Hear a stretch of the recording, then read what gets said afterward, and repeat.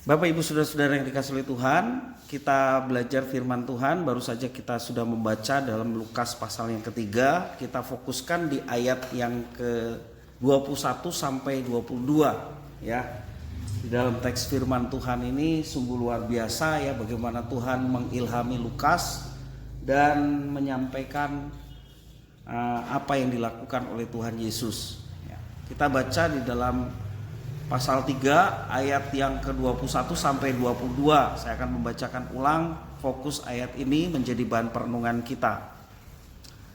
Ketika seluruh orang banyak itu telah dibaptis, dan ketika Yesus juga dibaptis dan sedang berdoa, terbukalah langit dan turunlah Roh Kudus dalam rupa burung merpati ke atasnya. Dan terdengarlah suara dari langit, "Engkaulah anakku yang kukasihi, kepadamulah aku berkenan." Bapak Ibu Saudara-saudara yang dikasihi oleh Tuhan, kita tahu baptisan itu adalah sebagai deklarasi iman kita bahwa kita bertobat ya, meninggalkan dosa dan percaya kepada Tuhan Yesus, menjadi manusia ciptaan baru ya. Itu baptisan, makna baptisan bagi kita. Ketika kita diselamkan, itu sebagai lambang bahwa kita dikuburkan bersama dengan Kristus, diangkat dari air, sebagai lambang kita dibangkitkan bersama kebangkitan Kristus menjadi manusia baru ya. Nah, kalau kita perhatikan kenapa Yesus harus dibaptis? Apakah dia harus bertobat sama seperti kita ya? Tentunya tidak ya. Nah, Bapak Ibu Saudara, dalam masyarakat Yahudi itu juga sudah ada tradisi yang namanya tradisi baptisan ya. Apa bedanya baptisan Yohanes dengan baptisan Yahudi? Kalau baptisan Yohanes adalah pertanda pengakuan dan penyesalan dosa serta pertobatan. Itu baptisan Yohanes. Sementara baptisan Yahudi merupakan proselitisasi ya, proselitisasi. Proselitisasi adalah tanda masuk orang yang bukan Yahudi menjadi penganut agama Yahudi. Maka orang-orang bukan Yahudi yang menjadi beragama Yahudi, mereka disebut proselit. Ya. Sebelumnya kita berdoa terlebih dahulu. Mari kita berdoa. Terima kasih Tuhan, Engkau memberkati kami bersama-sama untuk belajar firman Tuhan. Biarlah Tuhan memberkati supaya kami dapat memahami apa yang Engkau maksudkan. Engkau juga menolong kami untuk kami dapat menerapkannya di dalam hidup kami. Terima kasih Bapa, demi nama Tuhan Yesus kami berdoa. Haleluya. Amin. Jadi di sini dikatakan bahwa baptisan Yahudi adalah baptisan orang luar masuk menjadi orang yang beragama Yahudi ya. Atau dalam bahasa menterengnya sekarang kalau orang login ke bahasa agama Yahudi disebut mualaf gitu ya, menjadi seorang mualaf.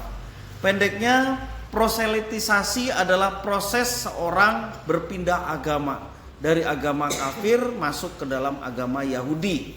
Itu baptisan secara Yahudi ya. Jadi kalau Yesus menerima baptisan Yohanes tentunya mempunyai makna tersendiri ya, bukan sebagai tanda pertobatan tentunya, karena dia dikatakan Alkitab tidak pernah berdosa ya, juga bukan masuk ke dalam agama Yahudi sehingga dia dibaptiskan. Jika Yesus menerima baptisan Yohanes tentunya mempunyai makna tersendiri ya. Dengan menerima baptisan artinya Yesus bersedia menjadi sama dengan manusia berdosa. Itu penting ya. Alkitab mengatakan bahwa Yesus adalah Allah yang menjadi manusia. Dengan dia menerima baptisan Yohanes, artinya dia bersedia menjadi sama dengan kita, menjadi seolah-olah seperti manusia berdosa. Bukan itu saja, Yesus juga menyanggupi untuk menanggung hukuman dari Bapa atas dosa manusia. Jadi waktu Yesus sedia dibaptis oleh Yohanes Pembaptis, Yesus juga menyanggupi, itu sebagai tanda bahwa Yesus menyanggupi untuk menanggung hukuman dari Bapa atas dosa manusia. Memang inilah misi utama dari kedatangan Yesus. Yesus adalah Allah yang sejati, dia rela berkorban menjadi manusia. Dia rela berkorban oleh karena dosa manusia. Dia pun memberikan pengampunan kepada manusia. Ya, dialah disebut sang penebus umat manusia yang berdosa. Dengan baptisan itu, Yesus sudah melaksanakan perintah Bapa dengan baik dan tuntas. Maka waktu Yesus mati di kayu salib mengatakan sudah selesai, ya. Artinya proses penebusan manusia berdosa dari Adam sampai kepada kiamat nanti sudah selesai dilaksanakan ketika Yesus berinkarnasi melaksanakan apa yang diperintahkan Bapa. Ya, sehingga dikatakan Bapa berkenan atas Yesus. Dalam setiap peristiwa yang dialami, kalau kita perhatikan bahwa langit terbuka dikatakan di situ ya, itu menandakan bahwa Bapa sudah membuka surga bagi dunia. Itu menandakan seperti itu ya. Langit terbuka artinya Bapa sudah membuka tempatnya bagi dunia. Dan yang kedua maknanya ada kata langit terbuka, Roh Kudus turun dalam rupa burung merpati. Ini melambangkan bahwa Bapa mendukung keputusan Yesus dengan mencurahkan kekuatan Roh Kudus, ya, pribadi Allah yang ketiga dari Allah Tritunggal. Kemudian juga terdengar dari langit yang terbuka itu apa?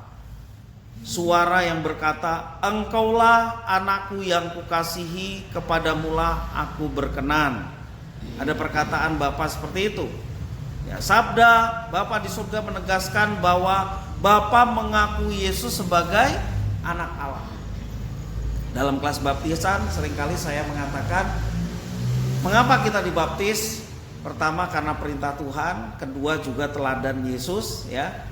Teladan Yesus, dia sebenarnya tidak bertobat karena dia tidak berdosa, tetapi dia merelakan dirinya dibaptis. Itu menjadi teladan.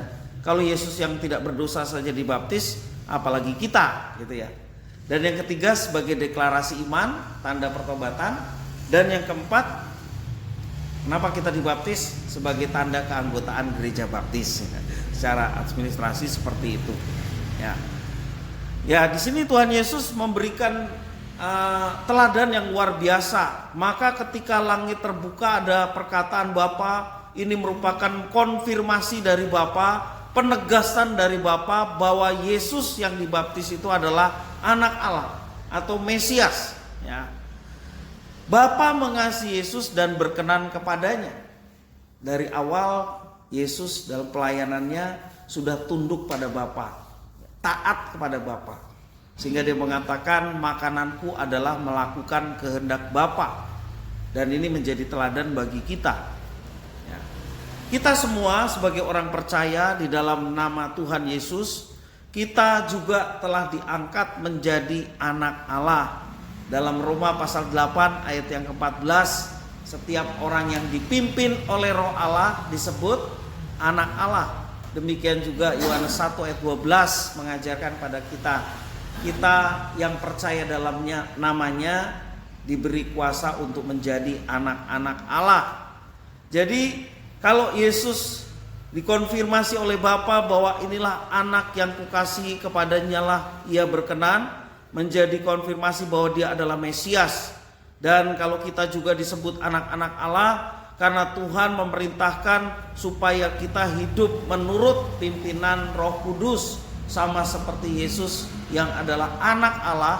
Kalau dia anak Allah yang dalam arti adalah Mesias, Tuhan dan Juru Selamat, ya. Mesias itu artinya orang yang diurapi untuk menjadi penyelamat.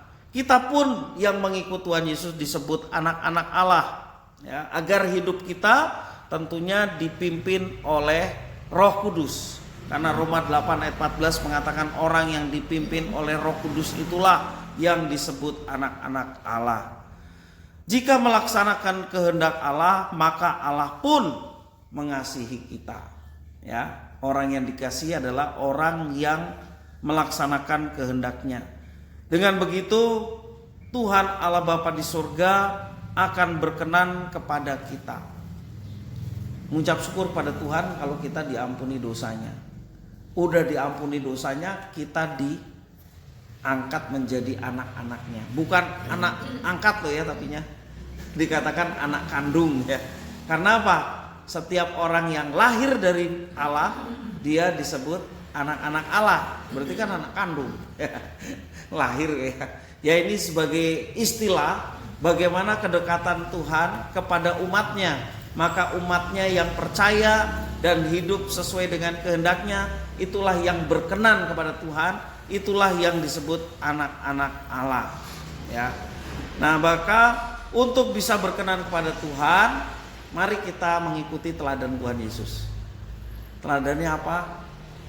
Kita mau menyatakan diri sebagai anak-anak Allah dengan cara melakukan kehendak Bapa, dengan cara hidup seturut dengan pimpinan Roh Kudus ya. Dengan begitu maka Tuhan Allah Bapa berkenan atas apa yang kita lakukan.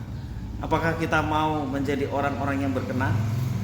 Setiap hari kan kita mencari perkenan Tuhan, betul nggak?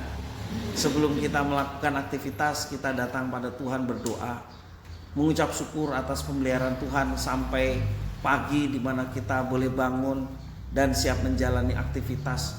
Semua yang kita sudah lewati oleh karena penyertaan Tuhan. Hidup itu sendiri juga karena anugerah Tuhan.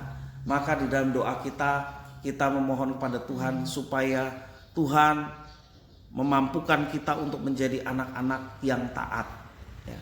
Menolong kita supaya kita diperkenan di hati Tuhan dengan melakukan apa yang dikehendakinya.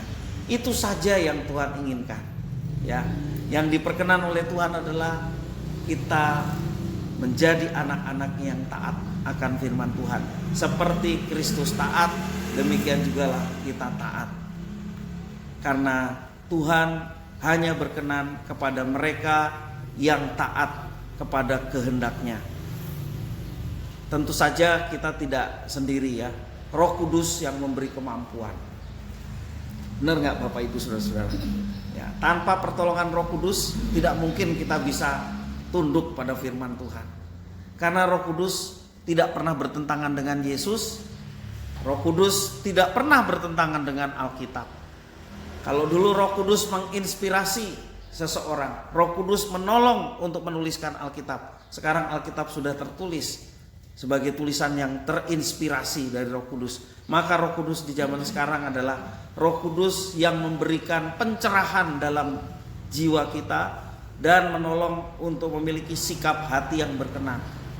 Roh Kudus menolong kita untuk melaksanakan firman-Nya. Jelas Tuhan Yesus mengatakan, kalau Roh Kudus turun ke atas kamu, kamu akan menjadi saksi. Menjadi saksi adalah ketika firman Tuhan yang kita renungkan, kita baca, kita boleh terapkan dalam hidup kita. Itulah menjadi saksi yang sesungguhnya. Dan Roh Kudus memampukan semuanya itu. Kiranya firman Tuhan memberkati kita sekalian untuk kita boleh menjadi pelaku-pelaku firman. Mari kita berdoa. Terima kasih ya Tuhan atas firman-Mu. Mampukan kami ya Tuhan untuk dapat menjadi pelaku-pelaku firman. Hidup kami dipimpin oleh Roh Kudus sehingga kami layak disebut anak-anak Allah. Terima kasih atas firman-Mu. Inilah diri kami sedia untuk menjadi pelaku-pelaku firman.